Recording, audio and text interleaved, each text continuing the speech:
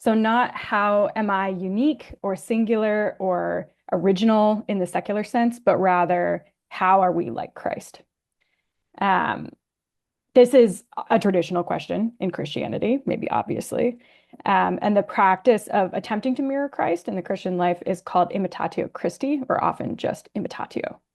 Um, and you can trace the roots of this practice to the Pauline epistles, other places too, but specifically to Galatians 2:20, where Paul writes, "I have been crucified with Christ, and I no longer live, but Christ lives in me." This is a logic that effaces the self rather than promoting it, allowing the self to be erased and reformed in the image of what it loves. John Cassian is applying this kind of logic in an imitatio of David, the psalmist, who is himself considered a biblical type for or forerunner of Christ, as well as a literal mouthpiece for Christ, who is often speaking through him as Christ quotes the Psalms in his teachings, perhaps most memorably from Psalm 22 on the cross. Um, so this is how we view the poets that we publish in Mark, as engaged in some way in that same logic of imitatio. Um, and that doesn't mean that the words of scripture themselves end up hitting the page again in the poems that we publish in the journal. It means that the poets are speaking from a life formed somehow by that kind of imitation. Um, and in our Psalm translation project, which Talin is about to talk more about, you'll see that we're taking the charge of imitatio and Cassian's injunction to speak as the psalmist a little more literally. So it's a little different than what we've been talking about broadly in terms of what we publish in Mark and what we're trying to do with that project. And then what the Psalm translation looks like varies wildly between each of us, but our goal is still to share in that project of imitatio together. Um, Perfect. Oh, weird. Can you hear me? Okay, I Yeah. guess. I'm like getting a lot of echo. So, um, as Emma just spoiled, one way that we find ourselves engaging with some of the questions that Emma was just raising and the ones Sam was raising earlier. What is devotional poetry? Where is it? What does it mean to write it? Um, and actually not just engaging with the issues, but also putting to the test the theory of reading and writing available in the patristics that so fascinates us that Emma was just talking about. Yeah, is by turning to the Psalms. So it's almost as though the Psalms not only pre-recorded and preconceived of all of the questions we could ever have, but also contained in them any possible answer. The Psalms are themselves, I guess they found like thousands of years of people have found capable of theorizing and emoting, as Emma was just talking about. And don't just inspire thinking in those who recite them, but as she was saying, literally become their thought.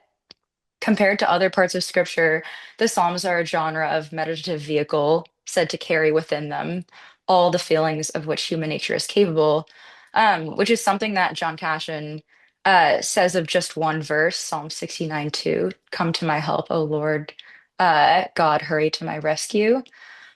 So in this way, the Psalms themselves don't even need their own breadth. There are 150 of them in the Hebrew Bible to search the penitent and know him. Rather, they contain uh, everything they contain is contained in just one verse, and likewise, any single verse can be found repressed in any other part.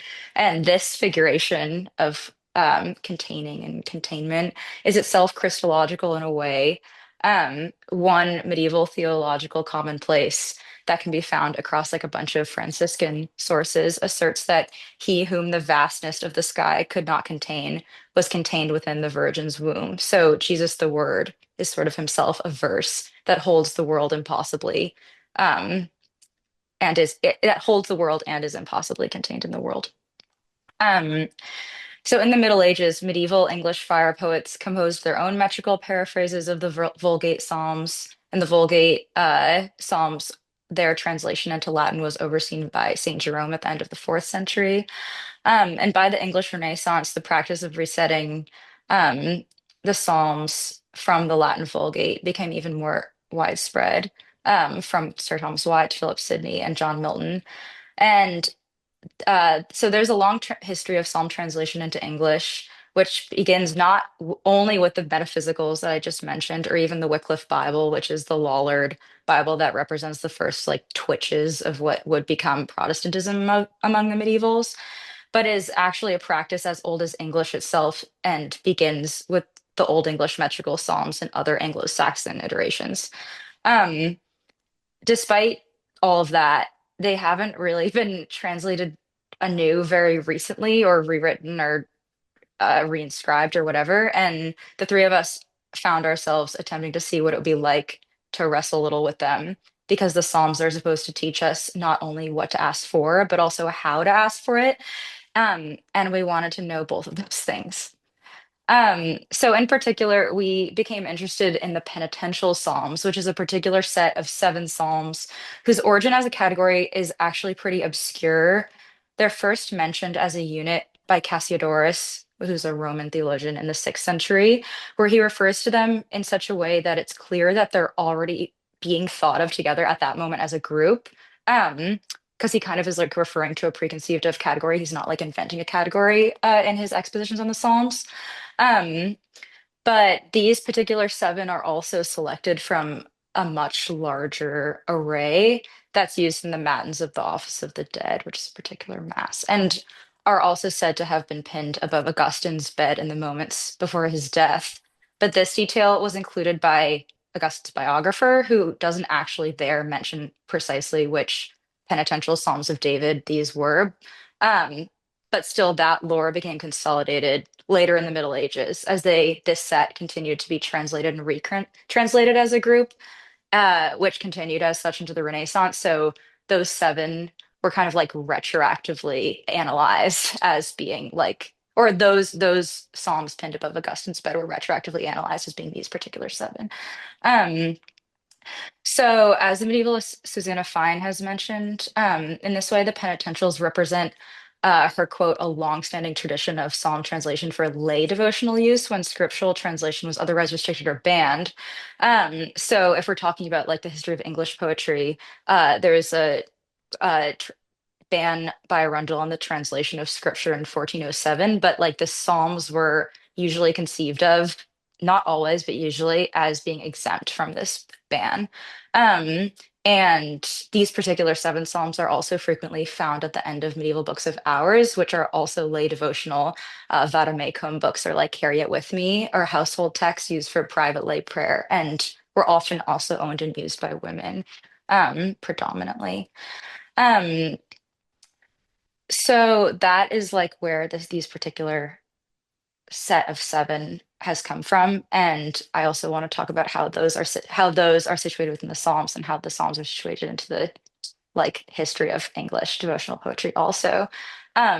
So the history of Christian devotional poetry in English itself is in a way the history of poetry in English, period. Um, which from the beginning coalesced around poems whose purpose weren't just beauty or truth. Uh, the transformation via annihilation of the subject, as Emma was talking about.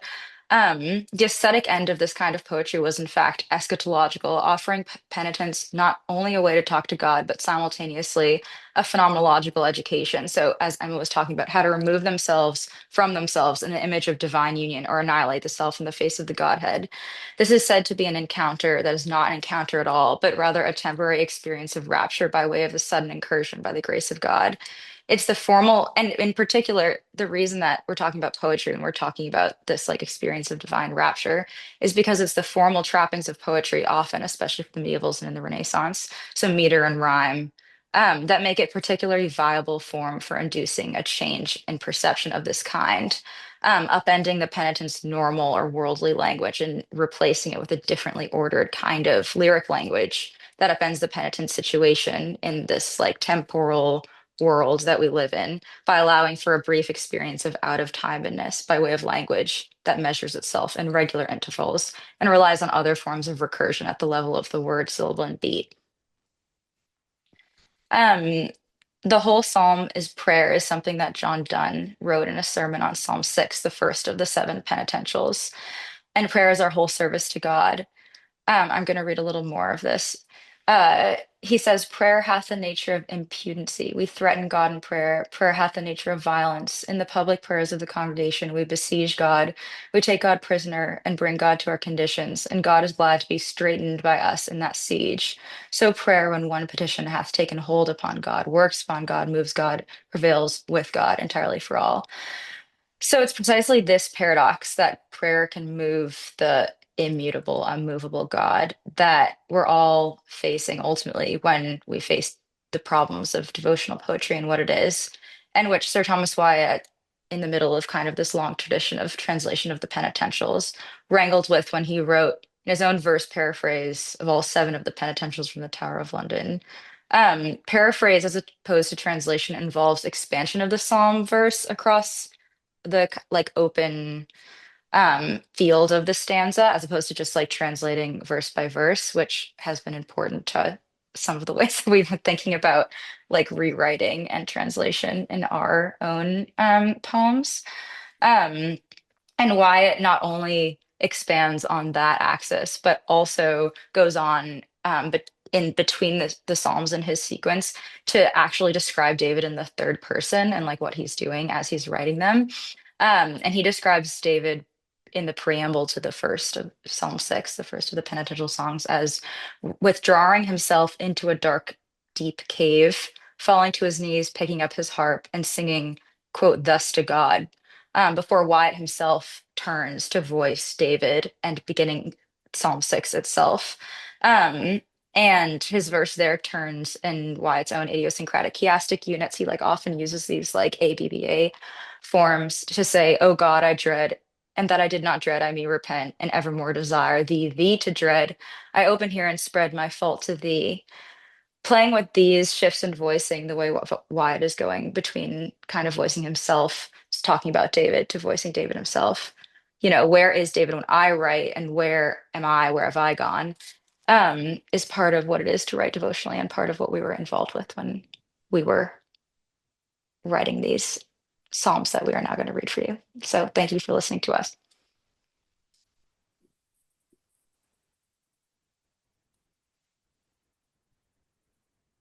Okay, now we move into the artistic part of the program, I think. I think we'll each read for about like 10 minutes, maybe a little bit less, and go from there. Great. I'll start out with one of the Psalms that Talin was just talking about. This one's Psalm 102. Prayer of a man, reader, he was anxious, and before the Lord he poured his prayer. On the day I invoke you, come to me, fast one, because these days get woven into invisibility like smoke, and my bones are as thirsty as firewood. My ribs have been forked like hay. Like groaning to my voice, my bones have stuck to my flesh. You see moments, lock eyes with your servants, and that's how you get them. I'm trapped like night in the raven's house. I keep the single vigil of a sparrow in its rafters. All day my enemies whistled out of tune against me. They were my own choir. I chew on ashes like bread and stir the moon's tears into my cup in the effort to mimic your anger. Then you lifted me up, or had I never moved, my hours disappear across the lawn like shadows, and I'm thirsty still like hay. The Lord claps once, and then aha, there's Sion. In his Gloria, he's the whole zoo. His pupils dilate like night and dusk, and he doesn't scorn prayer. These things will be written down by our kids. The kids, they'll have to too, because he looks at them from his eyeballs, the clouds. The bow bumps the violin string sound of chains. So he can pay back babies for their daddies who've been slain, so that they themselves can year up and scribble poems. Hell, deliver me the message of the fewness of my days. Don't ring the supper bell. In your beginning, Lord, the seas you babbled. Your own hands pulled the rain over your face.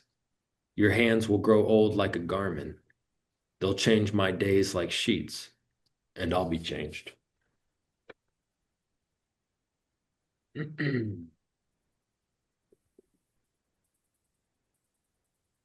Here's a different one, which I wrote in Texas, thinking about Pennsylvania. It's called Radio Coffee. You think I wish the home? I wish those bats, the ones that replaced us, the grass until my eyes could not discriminate. Randy, who'd sit outside Arbogast and Son's garage in the chewed up lawn chair, his hands cupped like he wasn't done rusting. I wish that. The baristas at Radio Coffee are burning holes through the air while a stunning tourist activates. This is how theologians decide, how I'd watch dust kicked up by the tires in Randy's parking lot enjoy the flight. I know I'm alive. I can be hurt now. The clink of glasses and mugs pretending I haven't learned, and there are 3 dogs too here at radio, an LA cowboy Twinkie with a white tee clinging to his back, and I wish them, the wildflowers that grew up on the side of the road while their shadows flew off, wish the exercise of staring certain greens. Think of Tom, that's Dad. He was an Arbogast. There were no suns. The sunlight of a wrench, and the flies digging into his forearm wound, calling out 6 different names at once. He'd flick flies with a knife. There's AC in here. A black table I look down into and see Gordy too, who ran the beer store of piss-warm beers stacked in cardboard boxes. And Dad used to drive up and leave me in the truck, the gravel lot, and my eyes would drift back to the ground where they'd settle. I believe in a word that it's true, or different, what's louder than before. Selinsgrove's this. That's not why I left. Even then I knew the difference. And now when dusk happens, I wander out to the road with a Bowie knife anger that earns the right to engage in last battles and sticks in a log, which I whittle.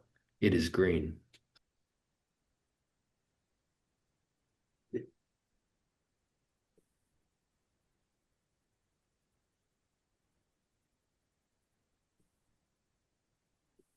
I'll read one that maybe makes a little bit more sense. This one is called Steelhead in the Fall. I did fly fishing for like a year and a half, and I caught 0 fish, going out maybe like 400 times. Steelhead in the fall. I still think about the shale. It goes like this in Ohio, up out of the river, up out of the side of the river, like the wound misinterpreted. I hear you, Lord. I watch the clouds grumble if they could, and am reminded for what has to be a strong reason now of the drunk who was my father, and how we scrambled down from that same high shale. I was living outside of Cleveland after college, and we hiked to the stream, and your knees worked just enough as you broke down the ridge like you were asking your memory what to do. I brought my fishing rod to catch I knew nothing. There are no steelhead in the fall. Light yelped on the water when I flicked it with the fly. I swirled my line and made language in the air like the cast always does and has to do, and like you, I want to ask myself younger questions about what is natural and mine.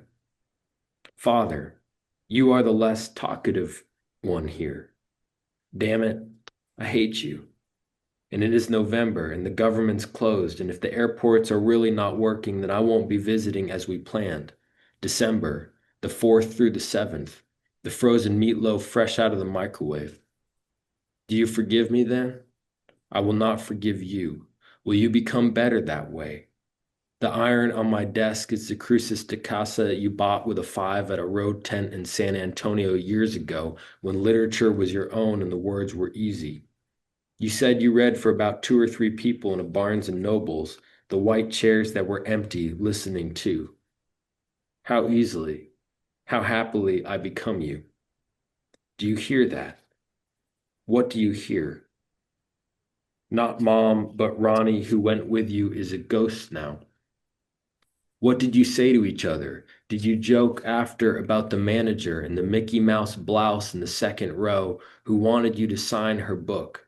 And so you wrote wild lines and the evidence of how the same hand can differ, almost biologically, and simply depending on the task.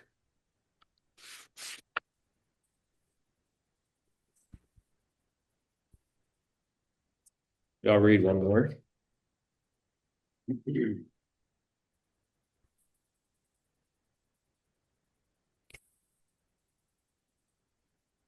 This one's called Worship.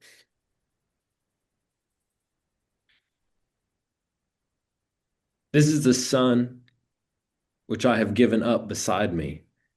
With his spiked hair like corn stalks, earned everything they ever knew about producing up the ridge there. The ground stumbling out beyond itself on I-40 in Latin, before Christ or annihilation. The Psalms by the throat, 22 by the dog, 51. The air smells like it sounds. Maybe a smudge, the sage smell, born again, every night like the moon, alike, like Noah and I, who are driving again, peed.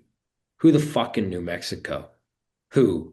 Noah touching his hands to the steering wheel, coming out to give the sons lessons. The stars. I'm a man now, totally breaking it down on his last night with Jesus and smelling the grass which he'll eat for money.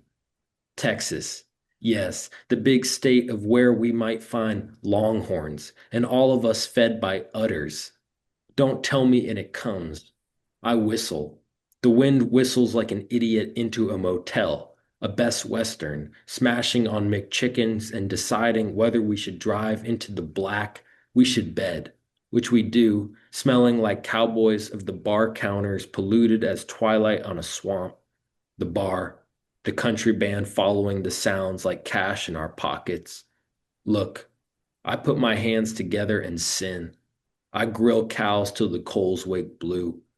A mosquito is formed telling riddles to itself, or a maniac's words he has no share in. When I came here, I was young. If you're an animal, you're off track. The dead have stopped yearning for the message the rest of us have to hear, and that's what the desert is, Noah. Thanks. Yeah.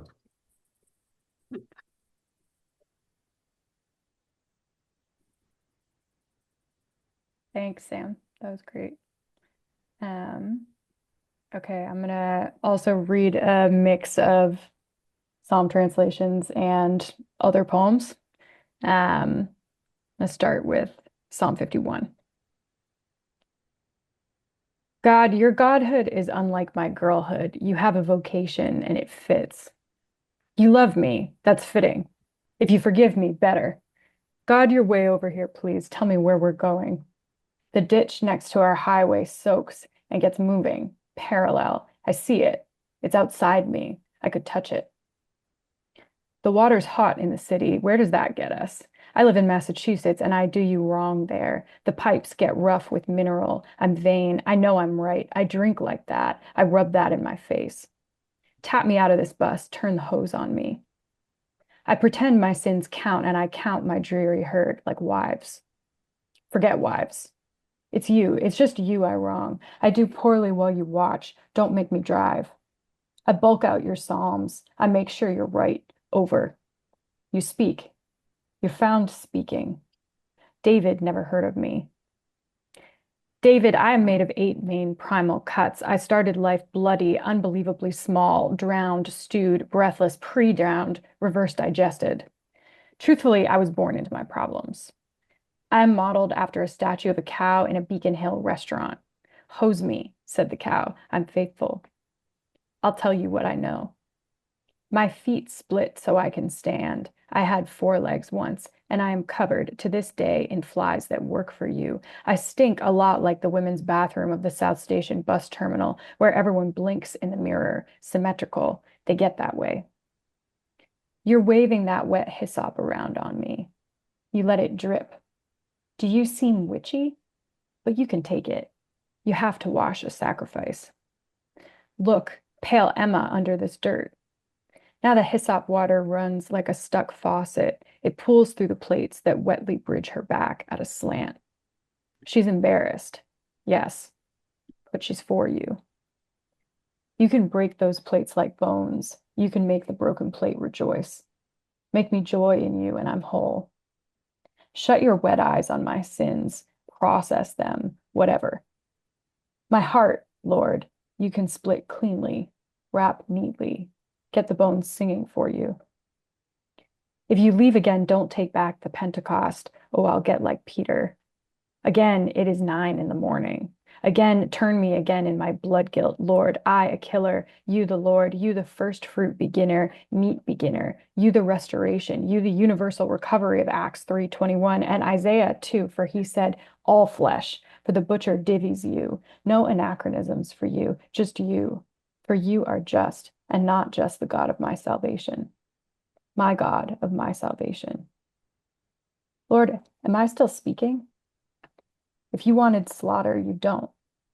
You want my heart's cleanest cut. When you split your stones for building, it's Jerusalem. And when you are good, your own goodness pleases you. If it please you, Lord, build me over. My girlhood you gave like a bull. You blood me. You can make me righteous. And after that, you can cut me an offer. The bus is delayed 37 minutes. At the end, I'll be built. The bus doors will open like water. At the end is like water. Like the water, I'll be clean.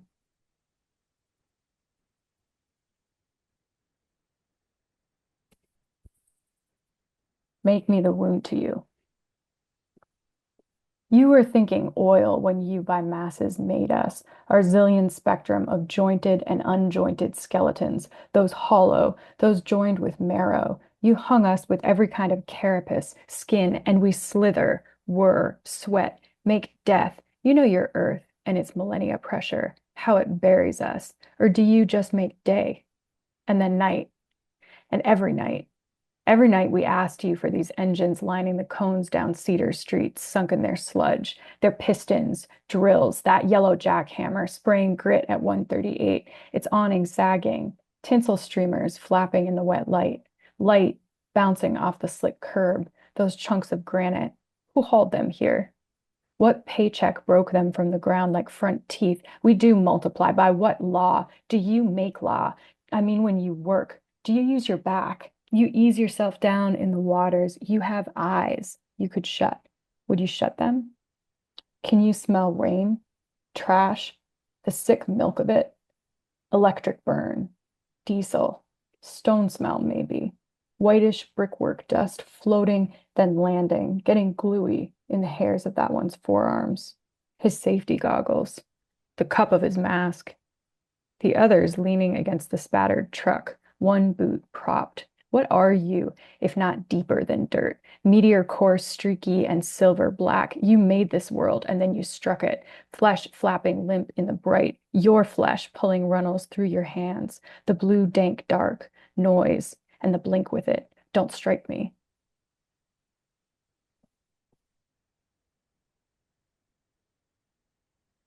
Psalm 37. Lord, don't strike. I know it gets hot up there. Your lasers get inside me or worse. They're pointing at me. They're touching the outer parts. You get worked up and it makes my friends sick, my aunties and my goddaughter to be. I get no peace in this shack of ribs I live in. That's what my sin's about. My sins are about weight, hauling it. Who else is hauling it? It reeks where my skin opens up, where the evil dumbly dwells. Meanwhile, I hang over the day's ground, mooing. I get very, very close to it. The day's ground talks to my thighs, which get hot like the ground. The blood in my thighs. Different. Gut pulse in there. Are you safe? My heart is weak, very, and my body's whining about it. My body's disquiet, disdesire, different. Lord, the blood in me wants, you know about it. You've heard this one before. My heart pulseth. Now my words betray me. My eyes were beautiful once. The reddest sun I could look at. Rashes bloom on me that could drive off any comer, lover, neighbor. Dermatologists, they try to get me where I live. And my rivals, they mouth off. All day they lie about me. This day, June 13th, I hear them. Hey, rivals, who recorded you? Who runs your pulse, speech to text? But like Amanda on the Fitchburg line who interviews strangers for her class project on meaning, I hear not. She asks me to repeat 4 times. She writes the word feast. I have a mouth, I close it. This makes me the English-speaking husband whose wife for 7 weeks bleats only Portuguese. But I don't reprove anyone, I'm like that. For I write you, Lord. I receive no letter, but you'll get there. That's how I know you're lordly. Response requested. For I wrote the whole message in the subject line. If I slip into the body text, my enemies will see. They'll peer at me through their camo print readers. Look how I get ready to slip. Daily, ruefully. I miss the mark, I know it. I who am wrong, who sin right in front of you. I'm sorry. And that changes not the vigor of my enemies. Multiplied, wrong, hateful. If you change good for calamity, I'm against you. I'm out here for good. Oh my God, who are named good, don't leave me. God of rescue, safety, of salvation, God deliver, God of victory, literal or spiritual, deliverance, exhaustive deliverance, gate, dismount, concord with me, destroy the time between us.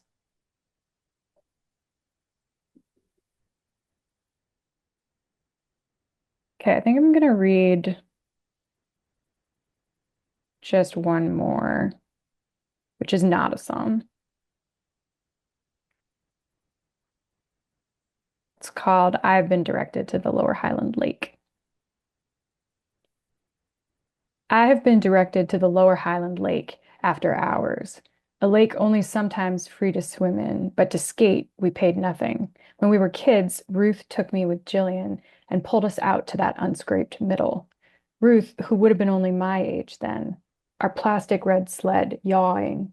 She hauled each leg, the dented sled nose dipping on its nylon yellow rope. Until the cracking started. Yes, obvious. We were small enough. We knew nothing except by how fast she pulled then, how strong she became, skates steel then melt orange in the golden hour, sharper than the winter noon, sun cutting close then, moment when the wall of trees gets sculptural. Refrozen ice layers blanched, nowhere frostless, no beneath. We didn't speak. Just air with all that color in it. Our padded child bodies, hats probably tied on, and mittens with those strings rigged all the way through each sleeve. My own mother isn't there. I didn't tell her. I have my sympathies. There's sympathy and super sympathy. Secret glass fence. A glass wall. Stockade. Miracle. Secret snapshot. Time chunk. Stockade of braided glass. Walls of sun bitten still. Still. Flash bitten sun ring. Architecture. Miscalcified crystal film dress. Lapse. Silver. Gelatin choked. Get under the camera's big cape. A postulant fitting his robe. Long bulb of the shutter in one hand. No, in the other. Undress meat the ice bites into. Film. Undress the shoreline. Light. Thank you.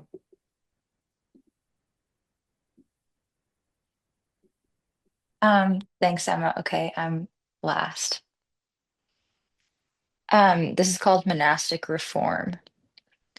Having been eluded by the demon of years, having loved one freak until the last drop fell, having blighted the courts and established the eunuchs, and having handled the bile that comes therewith, having prohibited the women from the schools, having terrorized beasts and aligned the brood, having fought for the pupils and lost to the best, having forgotten the words I gave you on foot, thus saving the martyr from the sentence she wanted, having seen geometry was a prank this whole time, having redirected the monk problem, having reduced the music to only a jolt, having won my girlfriend back, having bled like a child and sought like a wound, having been found in our holy womb, having lined up the stars when they were huge balls of smoke, having entreated the Lord and the last of the pack, and having tried to call you Lord, I heard my voice, then ran.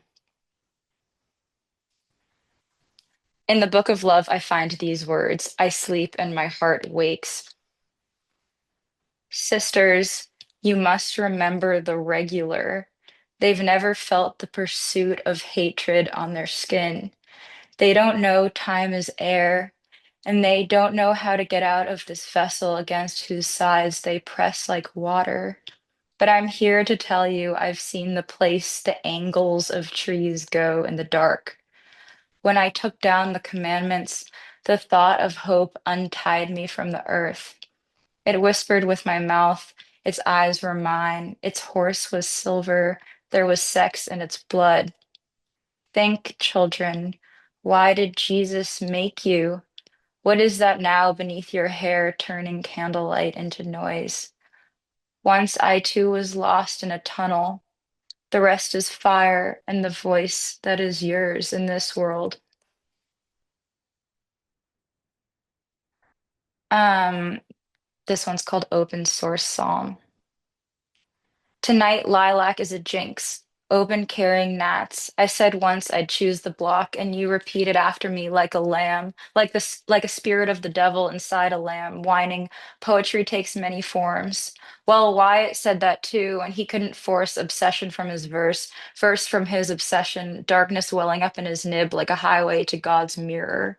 Now I look down at the dirt to say, Matter, save me. I too open here and spread for you, O Lord. I can't reconcile my stupid daisy stalk floating nigh in your cosmic mud where gnats float likewise, a translucent globe of wings, thousands of curling moons, profane repetitions.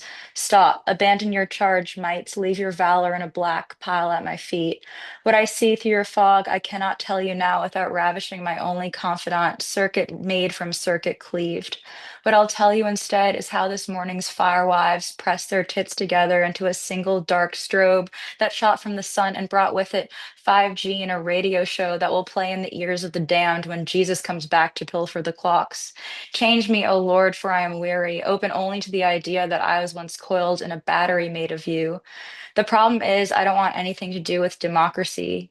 It's true I opened the gate at the end of night. It's true I saw a dragon there the size of a blue jay, white honeysuckle signal luxuriating in a bath of my suffering, suffering, suffering like a cannibalistic lamb, like a feast born of a cannibalistic lamb.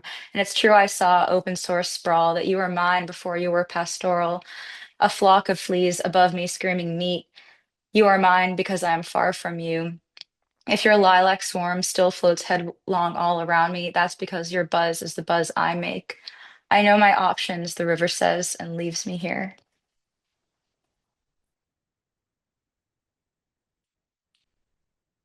Buck of light. Anything these rapids want to tell me as they remove my breath and turn it into sound. Whatever life they'd give up just to spend one less day shaking the shadows of twigs, the dam pounding their faces, their mouths pressed against the memory of flesh, doesn't matter. It's not preservation that brought them here to the skin of light, its hooves barely touching, and the roar of its blood mounting the air till it drowns out the crashing of yellow water, and the option of mercy appears between us. Like remembering I'm no one, the wind moves in your hair.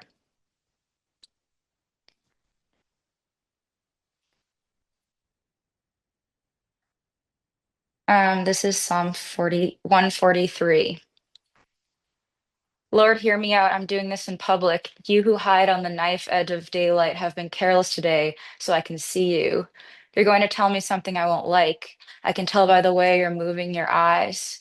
Don't clip me from my shadow. Don't leave me in the trough. You can strip me to playing your instrument, but I'm just the office you enroll in. The others are here and they're not moving.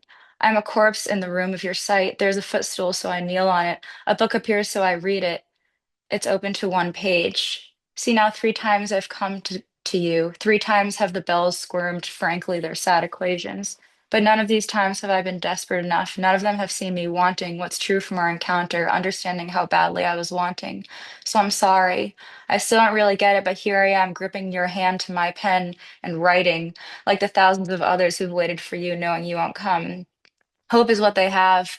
They're rotten, fat, and mud. Maybe you're sick, but you made me, and you must face your angels piling up in my eyes and drifting back and forth up there like the origin.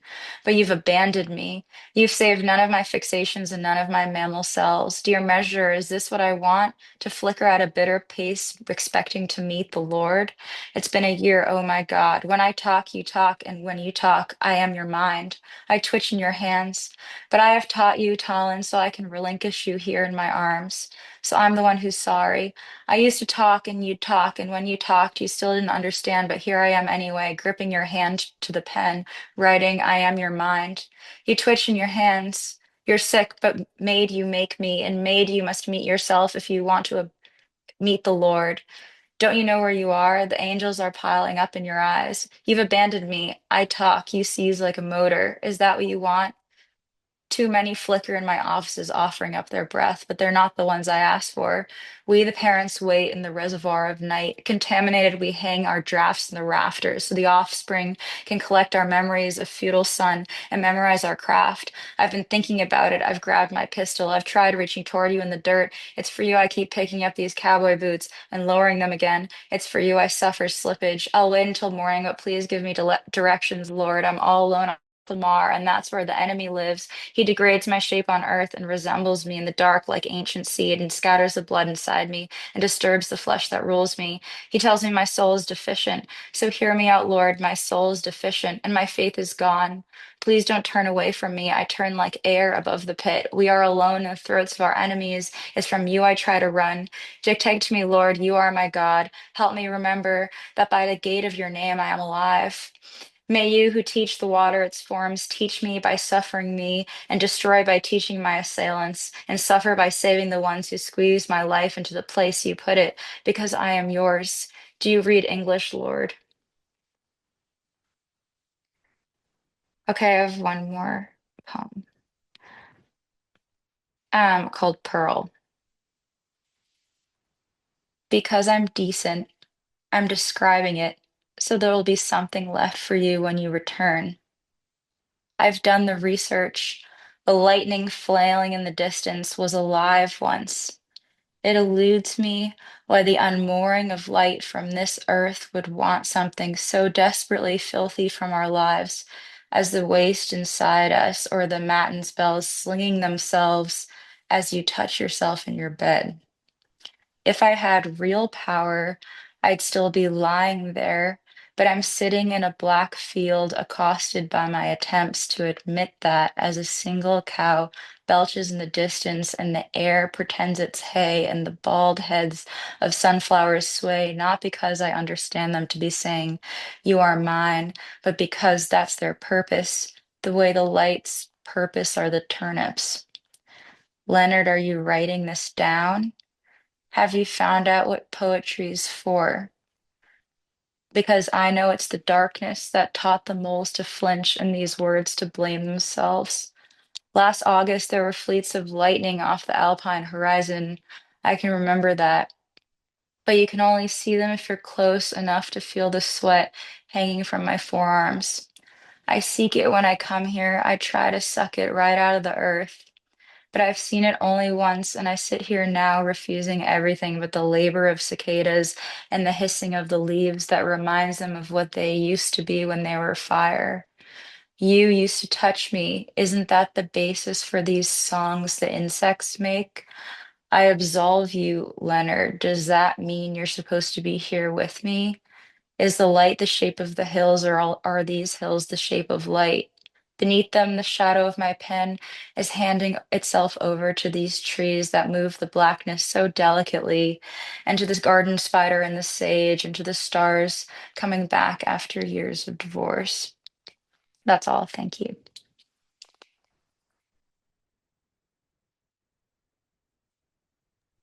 Alrighty. So I think we are about to wrap up, but does anyone have any quick questions for all of our speakers today that they would like to ask? If you guys are open to questions, of course. Sure.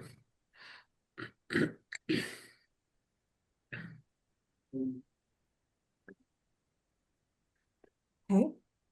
Well, if not, I hope you all have a great rest of your day. Thank you so much for joining us for LCLC 53 today. I'm going to go ahead and get starting on the next panel that is up. But thank you guys for presenting. Those poems were really amazing. It was Thank you so very much. happy to hear it. Thanks for Yeah, listening thank to you. us.